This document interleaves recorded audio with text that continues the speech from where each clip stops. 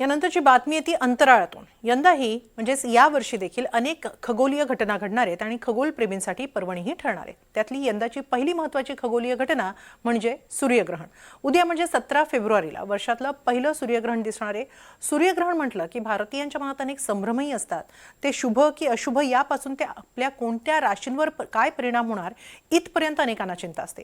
पाहूया वर्षातलं पहिलं सूर्यग्रहण कसं असेल आणि त्याचा तुमच्या आयुष्यावर काय परिणाम होऊ शकतो ते। 2026 मधलं पहिलं सूर्यग्रहण कसं असेल? सूर्यग्रहण भारतात सूर्यग्रहण दिसणार का? तुमच्या आमच्या राशींवर काय परिणाम होणार? या सगळ्या प्रश्नांची उत्तरं आमच्याकडे आहेत। 17 फेब्रुवारी 2026 रोजी वर्षाची पहिली महत्त्वाची खगोलीय घटना घडते आणि ती म्हणजे सूर्यग्रहणाची। हे सूर्यग्रहण भारतीय वेळेनुसार दुपारी 3:26 सुरू होईल आणि संध्याकाळी 7:52 ग्रहण समाप्त होईल। याचा मध्यकाळ संध्याकाळी 5:42 असेल। मात्र हे सूर्यग्रहण भारतात दिसणार नाही, तर ते केवळ अंटार्क्टिका आणि दक्षिण आफ्रिकेच्या काही भागातच दिसणार आहे।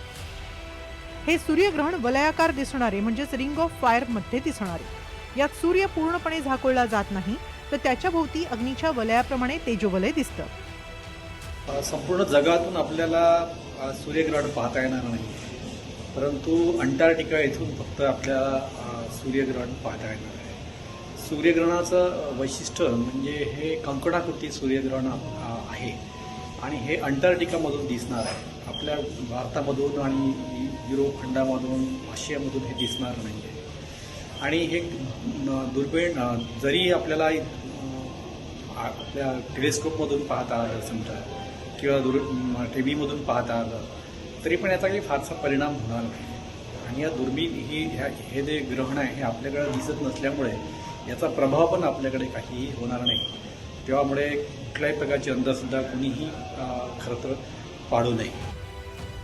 हे सूर्यग्रहण भारतात दिसणार नाही, तर दक्षिण अमेरिका, आफ्रिकेतील काही भाग, अटलांटिक महासागर परिसर, झिम्बाब्वे, दक्षिण Africa, Zambia, Mozambique, Mauritius, Tanzania, Antarctica प्रदेशात सूर्यग्रहण पाहता येणार आहे। या दिवशी सूर्य कुंभ राशीत प्रवेश करत असताना राहू सोबत युतीत राहील असं ज्योतिष सांगताय। कुंभ ही शनीची रास मानली जाते, त्यामुळे शनीच्या राशीत सूर्यग्रहण असं याचं वर्णन ज्योतिष भाषेत केलं जात आहे। पंचांगानुसार सूर्यग्रहणाचा सूतक काळ ग्रहणापूर्वी 12 तास आधी सुरू होतो, पण हे सूर्यग्रहण भारतात दिसणार नसल्यामुळे सूतक काळ पाळण्याची आवश्यकता नाही।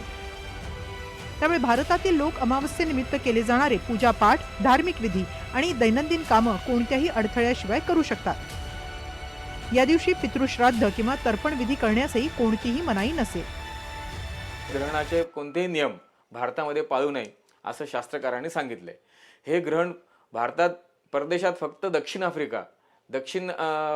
आफ्रिका नंतर दक्षिण अमेरिका, अंटार्क्टिका आणि असणारे हिंदी महासागर आणि प्रशांत महासागरात आहे। त्यामुळे ग्रहणाचे नियम हे फक्त त्या ठिकाणी राहणाऱ्या लोकांसाठी आहे।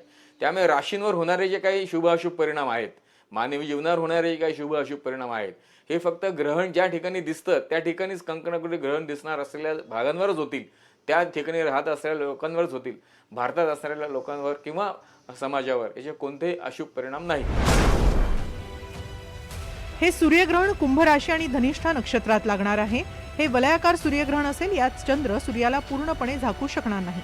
ग्रहणाच्या वेळी कर्क लग्न उदित होत आहे, त्यामुळे अष्टम भावात सर्व ग्रहांची युती होतीये आणि हे ज्योतिष शास्त्रानुसार अशुभ मानलं जातं। याचा परिणाम प्रामुख्याने पाश्चात्य देशांवर दिसून येईल। तिथं अतिवृष्टी किंवा वादळ यासारखी नैसर्गिक संकट उद्भवू शकतात। दक्षिण अमेरिकेचा दक्षिण भाग या भागात जे कोणी राहतात त्यांनी ग्रहणाचे नियम पाळणं आवश्यक आहे। त्यांच्यासाठी ग्रहण काळामध्ये ग्रहणाचा झोप न घेणे, उत्सर्जन न करणे, कोणत्याही प्रकारचे असणारे नित्यकर्म फक्त करू शकतात, पण ईश्वर आराधना हा मुख्य विषय सांगितलाय। परंतु आता त्या दृष्टिकोनातून ईश्वर आराधनेचा जो भाग असतो तो त्या व्यक्तींनी केल्यास त्यांना ग्रहणाचे उत्तम फल मिळतात असं शास्त्रकार सांगतात। आता तो मुख्यतः दक्षिण आफ्रिका तसंच दक्षिण अमेरिका इथे मुख्यतः ख्रिश्चन कम्युनिटी राहत असते, त्यामुळे ते फक्त ग्रहणाचा आनंद घेऊ शकतील. कंकणाकृती सूर्यग्रहण कसं दिसतं हे दुर्बिणीतून पाहू शकतील. त्यामुळे त्यांना त्याचा ग्रहण बघण्याचा एक भौगोलिक घटना जी आहे तिचा आनंद घेता येईल. मेष राशीसाठी हे ग्रहण शुभ ठरेल. सुखसोयींच्या वस्तूंवर अधिक खर्च होऊ शकतो. वृषभ राशीसाठी हे ग्रहण अत्यंत लाभदायी ठरेल. मोठ्या आर्थिक फायद्याची शक्यता आहे. मिथुन राशीसाठी हे ग्रहण सामान्य असेल. व्हायरल तापासारख्या आरोग्याच्या समस्या उद्भवू शकतात. कर्क राशीच्या लोकांनी प्रकृतीकडे लक्ष द्यावं. पोटाशी संबंधित तक्रारी उद्भवू शकतात. सिंह राशीचे लोक नातेसंबंधांमधील समस्यांमुळे त्रस्त होऊ शकतात. विवाहित दाम्पत्यांचं जीवन किंवा पार्टनरशिपमध्ये समस्या निर्माण होऊ शकतात. कन्या राशीच्या लोकांना थोड्या प्रमाणात मानसिक त्रास जाणवू शकतो. तूळ राशीच्या लोकांच्या भावनिक संवेदनशीलतेत वाढ होईल. अति हळवेपणा टाळावा. वृश्चिक राशीच्या लोकांना पोटाशी संबंधित समस्यांचा सामना करावा लागू शकतो. एखाद्या गोष्टीच्या संसर्गाचा धोका उद्भवू शकतो. धनु राशीच्या लोकांनी सूर्यग्रहणानंतर अहंकारावर नियंत्रण ठेवणं आवश्यक आहे, अन्यथा नुकसान होऊ शकतं. मकर राशीच्या लोकांना सूर्यग्रहण आर्थिकदृष्ट्या शुभ ठरणारे. धनलाभ होऊ शकतो, पण घाईघाईत निर्णय घेऊ नका. कुंभ राशीच्या लोकांनी थंडीपासून स्वतःचा बचाव करावा. कंबरदुखीचा त्रास जाणवू शकतो. मीन राशीच्या लोकांवर सूर्यग्रहणाचा अधिक प्रभाव असेल. प्रत्येक काम सावधगिरीनं आणि समजूतदारपणे करावं लागेल. यावर्षी एकूण 4 ग्रहणं दिसणार आहेत. 17 फेब्रुवारी 2026 रोजी कंकणाकृती सूर्यग्रहण, मात्र ते भारतात दिसणार नाही. कुंभ राशीसाठी त्रासदायक असेल. 12 ऑगस्ट 2026 रोजी दुसरं सूर्यग्रहण असेल, तेही भारतात दिसणार नाही. कर्क राशीसाठी ते अशुभ असेल. 3 मार्च 2026 रोजी वर्षातलं पहिलं चंद्रग्रहण दिसेल. होलिका दहनाच्याच दिवशी ग्रहण आहे. कन्या राशीसाठी वाईट आहे. 28 ऑगस्ट 2026 रोजी दुसरं चंद्रग्रहण असेल. मीन राशीसाठी अशुभ आहे. दरम्यान उद्या दिसणारं सूर्यग्रहण भारतात दिसणार नसल्यानं त्याचा प्रभाव आपल्या इथे फारसा जाणवणार नाही. तसंच भारतीय खगोलप्रेमींसाठी देखील सूर्याच्या आणि ग्रहणाच्या अभ्यासाची संधीही हुकणार आहे. Bureau report, NDTV Marathi.